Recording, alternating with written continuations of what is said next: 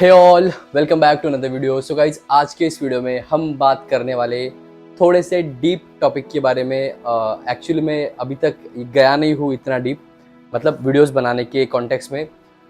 मैंने सोचा इन टॉपिक्स को बाद में डिस्कस करेंगे, बट अभी मुझे ज़रूरत लग गई तो मैं सोच रहा हूँ इस टॉपिक पे वीडियो बनाया जाए। और जो आपने थंबनेल देख ही लिया है, और वो है ऑब्जर्व एंड ऑब्जर्वर के बारे में।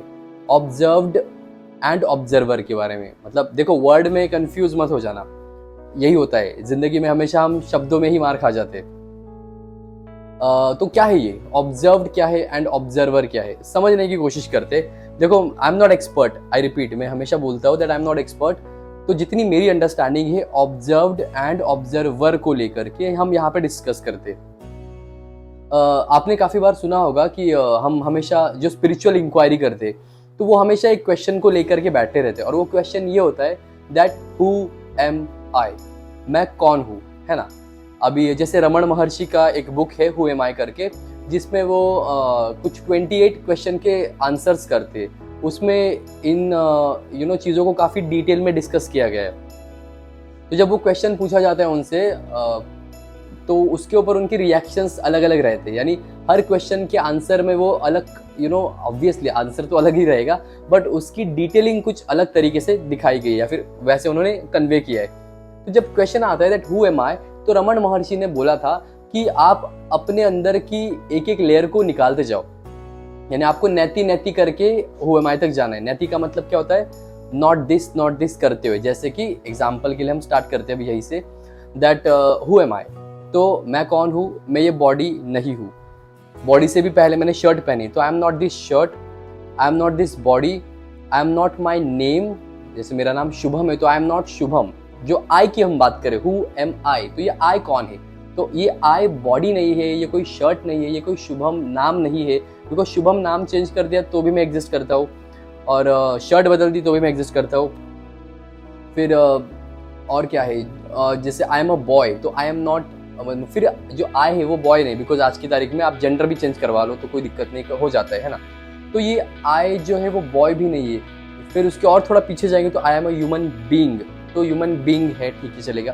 तो उसके भी पीछे आप जाओगे तो ये आई कौन है। यानी हम क्या कर रहे हैं, ये एक एक लेयर को यहाँ पर डिस्क्लोज किए जा रहे हैं कि I am not a body, I am not Shubham, I am not this boy, I am not this, I am not that, करते करते करते करते जैसे आप जाओगे डीप डाउन, तो आपको ये इंक्वायरी में एंड में जाकर के जो मिलता है वो आप हो। फिर क्या मिलता है, तो वो मिलता ये है कि कुछ भी नहीं मिलता है ऐसा। तो जब मैं वो बुक पढ़ रहा था तो उसमें मैंने देखा, यानी जो भी मैंने पढ़ा, तो ऐसा था कि आप जब इस इंक्वायरी को कैरी फॉरवर्ड करे जा रहे हो, आगे आगे बढ़ते जा रहे हो, तो आपको इवेंचुअली जाकर के मिलता है दैट हु एम आई। तो एम आई जो है ना, आई, तो आई इज नथिंग, वहां पर कुछ एग्जिस्ट ही नहीं करता है। तो जो हम अपने जो डेली लाइफ में हम जीते हैं, तो हम हमेशा आई को लेकर कर ही ज़्यादा फ्रस्ट्रेटेड रहते हैं, फिर ज़्यादा खिचड़ी पकती रहती है हमारे माइंड में कि अरे मैं तो ये हूँ, मैं तो वो हूँ, मैंने तो ये कर रखा है, मैंने तो वो कर रखा है, तुमने मुझे कैसे उल्टा बोल दिया, मेरी कैसी बेइज्जती कर दी, मुझे सबके सामने जलील कर दिया, मैं और एवरीवेयर मैं। तो ये मैं हक है कौन, है ना। तो जब मैं ये इंक्वायरी करने बैठा तो मैंने वो जाकर के बुक पढ़ी, और मैंने जाकर के वो बुक पढ़ी, और मुझे पता चला कि मैं तो कोई एग्जिस्ट ही नहीं करता है। फिर हम सुबह से लेकर रात तक मैं करते रहते हैं। फिर इसका मतलब क्या है, यानी हम कौन से ज़माने में रहते हैं, या फिर कौन सी ज़माने से मैंने मतलब कौन सी दुनिया में रहते हैं। बिकॉज हम उसके पीछे पागल है जो कहीं है ही नहीं। जैसे उस बुक में बताया गया, नैति नैति करके हमने सारे लेयर्स हटा दी, बट इवेंचुअली हमें मैं कहीं मिला ही नहीं। तो जो कहीं है ही नहीं, उसके बारे में हम रोते रहते हैं। ये तो एक स्टैंड पॉइंट हो गया जहाँ पर हमने मैं को ढूंढा, लेकिन हमें मैं मिला नहीं। दूसरा भी इसी से रिलेटेड है, जो मेरा एक्चुअल मेन टॉपिक है इस वीडियो को बनाने का, वो है ऑब्जर्व्ड एंड ऑब्जर्वर। तो ये क्या खिचड़ी, देखो, हर चीज में आप देखोगे ना तो आपको दो मिलेंगे, और दो मिलके एक बनता है। दैट इज, जैसे मैं एग्जांपल देता हूँ आपको, कॉइन का हमेशा मैं एग्जांपल देता हूँ। कॉइन में दो साइड्स होती है, हेड एंड टेल, मिलके कॉइन बनता है। So this is what a coin, जिसको भी आप कॉइन बोलोगे। 1 रुपए का कॉइन जो है उसे क्या कैसे बोलोगे कि ये कॉइन है, बिकॉज उसमें हेड भी और टेल भी है, तब जाकर के उसको कॉइन बोलोगे। उसी तरह स्त्री पुरुष, पति पत्नी मिलके पेरेंट बनते। तो जो दोनों को मिलके एक बनता है ना, वो परिपूर्ण होता है। और ये परिपूर्ण होना जरूरी है, बिकॉज हम हमेशा अधूरे रहते हैं। तो जो अधूरा है वो कुछ नहीं कर सकता है। ओके, यानी I am not saying that अधूरा से मतलब ऐसा नहीं कि जो अकेले रह रहे वो अधूरे हैं। अधूरे से मेरा मतलब क्या है कि जब आप सोसाइटी में एग्जिस्ट करते हो तो स्क्रिप्चर उठा के देख लो, if you don't believe me, सारे स्क्रिप्चर्स में ये बात करी गई है दैट पुरुष के लिए स्त्री बनाई गई है, स्त्री के लिए पुरुष बनाया गया है। सो दिस बोथ, ये दोनों भी एक दूसरे के लिए बनाए गए, तो दोनों मिल के जो कंप्लीट होता है वो एक्चुअली प्यार होता है। जैसे मैंने मेरे व्हाट इज लव वाले वीडियो में भी बात की थी दैट ये यूनियन प्यार होता है। आप ऐसे प्यार किसी को भी नहीं बोल सकते, रिलेशनशिप को प्यार नहीं बोल सकते, दोस्ती को प्यार नहीं बोल सकते। तो there should be something which is beyond this physical relationships. इससे जो बियॉन्ड होता है और जो फॉर्म में नहीं है is what love. Because when you are in a form, तो जिस फॉर्म को तोड़ा जा सकता है वो प्यार कैसे हो सकता है ना। प्यार का मतलब क्या है? Which is the supreme, which is the Paramount of, which is the pinnacle of anything, everything. तो जो पैरामाउंट है उसको आप तोड़ कैसे सकते हो? रिलेशनशिप टूट जाते हैं, ब्रेकअप्स हो जाते हैं। जो फॉर्म में एग्जिस्ट करता है, जहाँ पर एक पेपर पे साइन होता है, जहाँ पर एक मतलब समझ रहे हो ना, which is subject to something, any object, तो वो तो टूट जाएगा। तो वो रिलेशनशिप, ये जो बेसिक चीज़ें हैं, जो छोटी छोटी चीज़ें जो फिजिकल लेवल पे एग्जिस्ट करती है, वो प्यार नहीं हो सकता। तो फिर प्यार क्या है? तो प्यार is nothing but that supreme reality, that highest possibility of anything, and that is the union. जो जुड़ना इज लव। इसीलिए मैंने कहा ना, दो मिल करके एक हो जाता है। जैसे एग्जाम्पल दिया आपको मैंने कॉइन का, फिर पति पत्नी मिल करके जो पेरेंट फॉर्म होता है, तो वो parent is the everything of that particular relationship between the husband and wife. Because हम शादी क्यों करते? शादी करते बच्चे पैदा करते हैं, बच्चे पैदा करेंगे तो उनको बड़ा करेंगे। बेसिकली देखा जाए तो एक सोसाइटी को, एक जनरेशन्स को आगे बढ़ाने के लिए हम शादी करते हैं। तो वो पति पत्नी मिल करके पेरेंट बनते हैं, फिर वो पेरेंट अपने बच्चों को आगे बढ़ाते हैं। फिर वो दो नहीं रह जाते, मैं और तू नहीं रहता वहाँ पे, मैं पति मैं पत्नी ये नहीं रहता। वहाँ पे हो जाता है हम पेरेंट है, हम दोनों मिलके पेरेंट है। पेरेंट्स नहीं बोल रहा हूँ मैं, पेरेंट, बिकॉज पेरेंट एक होते हैं, दोनों मिलके एक हो जाते हैं। This is what the parent. Parents की अगर मैं बात करूँ तो वो काफी पेरेंट्स की बात कर रहा हूँ। एक कपल एज अ पेरेंट, दूसरा कपल एज अ पेरेंट, तीसरा couple as a parent, then these all are parents. But जो दो मिलके, पति पत्नी मिलके एक होता है, वो पेरेंट होता है। So all I am saying is कि there is there's a need of more than there's a need of two people when the both of the two people come together and they form something which is extraordinary। फिर वो वहाँ पर जो union हो जाता है उनका, जैसे मैंने एग्जांपल दिया पति पत्नी का, फिर वो जो पेरेंट बना, this is what the love. तो हम बात कर रहे हु एम आई की। फिर यहाँ पे ऑब्जर्व ये क्या है? ये है कि आप जिसको भी मैं कहते हो, देखो मैं कनेक्ट करने की कोशिश कर रहा हूँ दोनों को, जितनी मेरी अंडरस्टैंडिंग है इस टॉपिक से रिलेटेड। तो जो अभी हमने रमण महर्षि की बात की, जहाँ पर हमने नैति करके हमने सारी चीज़ों को निगेट कर दिया और फिर वहाँ पर मैं कहीं रहा ही नहीं। तो जब हम ऑब्जर्व्ड एंड ऑब्जर्वर की बात करें तो उसमें भी यही हो जाता है। जैसे हमारी जो बेसिक लाइफ चलती है, उस लाइफ में हम क्या करते हैं? हम सफर करते रहते हैं। वी आर दी सफरर कहो या ऑब्जर्व्ड कहो, दोनों का मतलब एक ही है। So don't get confuse in the words. Sufferer and observed both are the same, one and the same thing.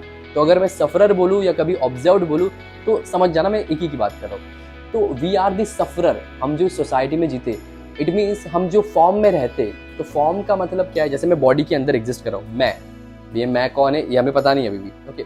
जब मैं बॉडी के अंदर हूँ तो आई एम द सफरर।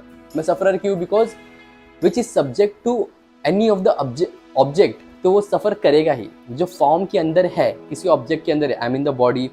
फिर आप इस ये जो कैमरा है, जो वीडियो रिकॉर्ड हो रहा है, जो फोन है, any of the object for that matter, जो किसी भी फॉर्म से रिलेटेड है, वो सफर करेगा। जैसे फोन है तो फोन बिगड़ जाएगा, फोन को हमें रिपेयर करना पड़ेगा। बॉडी भी बिगड़ जाती है, बीमार पड़ जाते हैं, तो ये सब कुछ होगा which is subject to object, okay. यानी जो ऑब्जेक्ट से रिलेट करता है, which is subject to form, ये सही रहेगा, फिर आप कंफ्यूज हो जाओगे। तो जो फॉर्म से रिलेट करता है वो सफर करेगा, okay. It is subject to this things, suffering, okay. जो भी किसी फॉर्म में है वो एनी हाउ सम और द अदर वे कभी ना कभी लाइफ में सफर करेगा। तो अभी हमको सफरिंग तो चाहिए नहीं होती, हमें तो अच्छी लाइफ चाहिए, हमें तो खुश रहना है, सफरिंग तो चाहिए नहीं। तो ये कड़वा सच बता देता हूँ, it is not going to possible at all. आप अपनी ज़िंदगी में कुछ भी कर लो, आपको सफरिंग होगी, because you are in a body. आपको दर्द होगा, आपको दुख होगा, ये भी अलग टर्म्स है, समझ लो इसका भी मतलब। जो बॉडी को होता है, जो फिजिकल लेवल पे होगा, अगर मेरे को यहाँ पे चोट लग गई, जो फिजिकल होगा वो दर्द है, और जो इमोशनल होगा वो दुख है। ये दुख नहीं सकता मुझे, ये दर्द हो सकता है जो बॉडी पे लगेगा, और जो इमोशनल लेवल पे होता है वो दुख होता है। तो दुख भी है, दर्द भी है। तो सुख दुख दर्द जो भी है, ये चीजें जिंदगी में रहेगी, because you are in a body. तो जो बॉडी में एग्जिस्ट करता है वो सफरर है, वो ऑब्जर्व्ड है ना। Who is the observer? यहाँ पे ऑब्जर्वर का रोल क्या है? देखो, मैं अपने सारे दोस्तों को हमेशा बोलता रहता हूँ, इफ ट्राई, आप ट्राई करो, अगर आप सफरर, अगर आप ऑब्जर्वर बन पाते हो अपनी लाइफ के, तो इससे बेटर कुछ हो ही नहीं सकता। हम कहते हैं ना कि मुझे ये बनना है, मुझे वो बनना है, मुझे वो बनना है, तो अपना मोटिव बना लो जिंदगी का कि मुझे ऑब्जर्वर बनना है। अगर आप ऑब्जर्वर बन गए ना, तो उस मोमेंट पे आपकी लाइफ की सफरिंग खत्म हो जाएगी। देखो, खत्म हो जाएगी, अभी मैं कौन से स्टैंड पॉइंट से बोलो, समझो इस चीज को। मैं नहीं कह रहा हूँ कि फिजिकल लेवल पे कुछ चीजें खत्म हो जाएगी। फिजिकली चोट लगी तो दुखेगा भाई, वहां पर दर्द होगा। आई एम नॉट सेइंग कि वो दर्द कम हो जाएगा, दर्द कम नहीं होगा, बट ऑब्जर्वर जो है उसे वो अंडरस्टैंडिंग आ जाती है, उसे वो मैच्योरिटी आ जाती है कि these are the basic things. ये बहुत ही पेटी थिंग्स है जो लाइफ में होती रहेगी। सुख दुख आएगा, जैसे बोलते हैं ना, हर एक चीज जहाँ पर दोनों होते हैं, सुख और दुख आएगा। फिर धूप भी आएगी, बारिश भी आएगी, अच्छे दिन भी आएंगे, बुरे दिन भी आएंगे। जिंदगी में ये चीजें चलती रहेगी। This is a part of life, this is a part of your god damn physical life, जो आप फिजिकल लाइफ में एग्जिस्ट करते हो। बट जो आपकी इमोशनल लाइफ है, देखो हम किसकी बात कर रहे हैं यहाँ पर, कि दुख नहीं होना चाहिए हमको जिंदगी में, सफरिंग्स नहीं चाहिए हमें, है ना। तो हम ऑब्जर्वर को समझ रहे हैं यहाँ पे। ऑब्जर्वर का रोल क्या है? ऑब्जर्वर का रोल ये है कि द मोमेंट आप ऑब्जर्वर बन जाते हो, तो आप इन चीजों को बड़ा ही लाइटली लेना शुरू कर देते हो। आपको फर्क नहीं पड़ता इन चीजों से। अभी फर्क नहीं पड़ता का गलत वे में मत जाना कि कोई मर गया तो मुझे फर्क नहीं पड़ रहा है, कोई कहीं पर सुख हो रहा है, यानी कहीं पर बहुत मान लो मेरी फैमिली में किसी के साथ कुछ अच्छा हो रहा है तो मेरे को फर्क नहीं पड़ रहा है, मुझे खुशी नहीं हो रही। ऐसा नहीं, एक लेवल पे होता है, और back of the mind, deep down मुझे पता है दैट ठीक है ना, खुश हुए तो क्या हो गया, 4 दिन की खुशी। कोई मर गया तो ठीक है ना, क्या फर्क पड़ता है, 4 दिन का रोना है। तो ये होता है। इसका ये मतलब नहीं कि मेरे को रोना नहीं आएगा, या मुझे उनकी खुशी में मैं खुश नहीं होऊंगा। होगा, खुशी भी होगी, दुख भी होगा, सब कुछ होगा। But the thing is, back of the mind ये अंडरस्टैंडिंग आ जाती है कि एवरीथिंग इज टेम्पररी। जो बॉडी के लेवल पे एग्जिस्ट करता है, which is subject to change, which is subject to end one day, एक दिन जाकर के खत्म हो जाएगा। ये बॉडी है तो खत्म होनी है। तो ये अंडरस्टैंडिंग आ जाती है। किससे आती है अंडरस्टैंडिंग? उस ऑब्जर्वर को आती है, नॉट ऑब्जर्व्ड। ऑब्जर्व्ड तो वो है जो ये सबको सफर कर रहा है। मेरे को दुख रहा है, मुझे दर्द हो रहा है, मुझे जो भी हो रहा है, सुख आ रहा है, दुख आ रहा है, तो ये किसे आ रहे हैं? ये उस ऑब्जर्व्ड को आ रहे हैं, बिकॉज वो ऑब्जर्व्ड कर रहा है चीजें। अगर खुशी हो रही है तो खुशी ऑब्जर्व की जा रही है थ्रू मी, मेरे through. I am the experiencer. आप एक्सपीरियंसर भी बोल सकते हो, सफरर बोलो, ऑब्जर्व्ड बोलो, या एक्सपीरियंसर बोलो, तीनों वर्ड्स का मतलब एक ही बनता है यहाँ पर। आई am the experiencer of something that is experiencing. जो कुछ एक्सपीरियंस किया जा रहा है उसका मैं एक्सपीरियंसर हूँ। मतलब मैं वो ऑब्जर्व्ड हूँ जो खुश भी होता है, दुखी भी होता है, जिसको सुख भी होता है, सब कुछ होता है, दर्द भी होता है, दुख भी होता है, सब कुछ होता है, जिसकी जिंदगी में होता है, जिसकी यानी सबकी जिंदगी में होता है। बट मैं ये मतलब किसकी लाइफ में हो रहा है? उस ऑब्जर्व्ड, उस सफरर, उस एक्सपीरियंसर की लाइफ में होता है। बट जो ऑब्जर्वर है वो क्या करता है? वो बैक ऑफ द माइंड बैठ के सब देख रहा है कि क्या चल रहा है। अच्छा, दुख हो रहा है, अच्छा सुख हो रहा है। जैसे एक एग्जांपल देता हूँ आपको मैं, थोड़ा इजी करने के लिए। आई नो थोड़ा सा कॉम्प्लिकेटेड है ये। आपकी दोस्त की कोई प्रॉब्लम है, आपके पास लेके आता है कि अरे ऐसा ऐसा प्रॉब्लम हो गया, तो आप उसको कैसे सोल्यूशन देखो? अच्छा ये प्रॉब्लम हो गई, ओके, तो तू ये करना, तो तू वो करना। क्यों कह रहे हो? Because you are not the sufferer there. Who is the sufferer? वो सफरर है वहां पर, आप नहीं हो। उस केस में आप अपने दोस्त को सजेशन दोगे कि भाई ये कर ले या वो कर ले, because you are the observer. आप वहां पे शांत से बैठ के उसकी प्रॉब्लम को ऑब्जर्व कर रहे हो। बट ये हमारे खुद के साथ होता है तो क्यों नहीं कर पाते? यही तो चीज़ है। जब हमारे खुद के साथ होता है तो हम उसको ऑब्जर्व नहीं कर पाते, because we are not the observer. अगर आप अपने लाइफ में अपने आप के यानी खुद के ऑब्जर्वर बन गए तो बिलीव में आपकी जिंदगी बहुत आसान हो जाएगी। बिकॉज द मोमेंट आप ऑब्जर्वर बन जाते हो तो आप समझते हो चीज़ों को कि मुझे कुछ गलत नहीं करना है, अपने फायदे के लिए किसी का नुकसान नहीं करना। ये बहुत ही बेसिक चीज़ है। देखो मैं बहुत आगे की बात करूँ, ऑब्जर्वर बनना जब सच बता रहा हूँ बहुत नेक्स्ट लेवल की बात है। अगर आप ऑब्जर्वर बनते हो तो उधर पहुँचते पहुँचते आपको बेसिक चीज़ों को यहाँ पे कवर करना है, यानी उन्हें ओवरकम करके आगे बढ़ना है। जैसे कि मुझे एक अच्छा इंसान बनना है, मुझे मॉरली, एथिकली, लीगली सही से चलना है, ईमानदार होना, ये बहुत ही बेसिक थिंग्स है जो हम लाइफ में कर नहीं पाते। हम काफ़ी बार करप्शन कर देते हैं, हम काफ़ी बार झूठ बोलते हैं, काफ़ी बार इमोरलिटी करते हैं, काफ़ी बार अनएथिकल बिहेवियर करते हैं, काफ़ी बार कॉन्स्टिट्यूशन को ओवरथ्रो कर देते हैं। तो दिस इज़ वेरी रॉन्ग, हमें ये नहीं करना है। And the one who is observer वो ये सब नहीं करेगा, because he himself can observe himself. वो खुद को ऑब्जर्व कर सकता है कि मैं कहाँ गलत हूँ, कहाँ सही हूँ। और जब आपको पता है कि आप यहाँ गलत हो और फिर भी आप कर रहे हो, it means you are not the observer, you are still the observed, जिसको पता नहीं है। मतलब पता तो है कि ये गलत है, फिर भी कर रहा है, it means I am not in my control. जैसे अगर मेरे को कोई रिश्वत देता है कि ये काम कर लो तुम्हें 10 लाख रुपए मिलेंगे, 1 करोड़ रुपए मिलेंगे, तो मैं रेडी हूँ करने के लिए। क्यों रेडी हूँ? Because I am not the observer.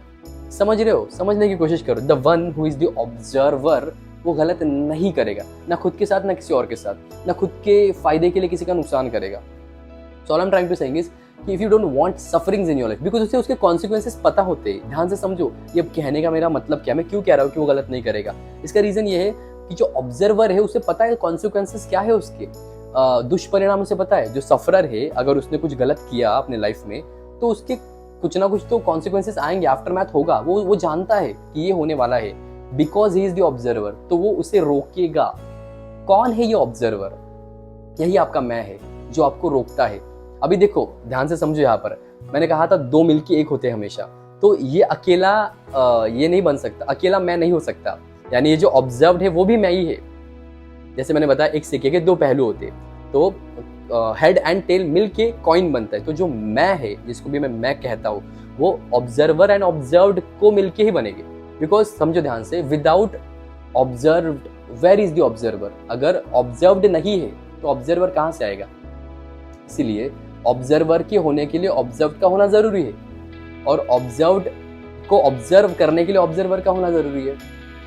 I know थोड़ा सा कॉम्प्लिकेटेड है, बट ट्राई टू अंडरस्टैंड। ये दोनों टर्म्स जो मैं कब से कह रहा हूँ, observed and observer, this both terms are very important, very complicated to understand. समझो इस बात को। If you really want to grow in your life, if you really want to be someone in your life, if you really want to not have any sufferings in your life anymore, on the level of emotional level पे अगर आपको sufferings नहीं चाहिए, then be the observer of yourself, because unless and until आप observed हो, आप you are tend to make mistakes, आप mistakes करोगे, unethical हो जाओगे, गलत काम करोगे, बहुत कुछ करोगे। इस वजह से eventually you will ended up disappointed, you will ended up sufferer, आपकी लाइफ में सफरिंग्स होगी। सो इस टॉपिक में मैं बता रहा हूँ, मैं घंटों बात कर सकता हूँ, बट मेरे को इतने ज़्यादा बात नहीं करना है। Limitations are there. ये वीडियो की जो लेंथ है मुझे हार्डली 14, 15, 16 मिनट की रखनी है, तो मैं नहीं बोलना चाहता इसके। चाहे तो हम किसी और पार्ट में बात करेंगे डिटेल में और भी ज़्यादा, but try to understand the one observed या ऑब्जर्वर क्या है यहाँ पर। Observed, the one who is tend to make mistakes, no matter what, वो गलतियां करता रहेगा, but there should be an observer. You have to be the observer of yourself so that you can control your observed. आपको पता चले कि ये सही है गलत है। और भी अगर दोनों को मिलके एक कुछ नाम देने, तो I would give a name that is consciousness. आपको आपके अंदर उस consciousness को enlight करना है। I mean you have to be enlightened to know what is right, what is wrong, so that you can control your observed, कि भैया कहाँ पे गलत है, कहाँ पे सही है, मुझे ये करना चाहिए, वो करना नहीं चाहिए। This is what the thing I was talking about. So बस यहीं पे रुक जाते हैं हम और आगे नहीं बढ़ते, किसी और टॉपिक किसी और दिन इसके बारे में बात करेंगे। सो आई होप ये वीडियो आपको अच्छा लगा। ये ऑब्जर्व्ड एंड ऑब्जर्वर की जो बातें हमने करी आपको समझ में आई है। अगर कुछ डाउट्स है तो कमेंट सेक्शन में पूछो। मैंने कुछ कम ज़्यादा सही गलत बोला हो तो please forgive me. I am not an expert, I tried my level best. यहाँ वहाँ से सीख करके जो मैंने सीखा अपने एक्सपीरियंस से, I tried my level best to share these things with you.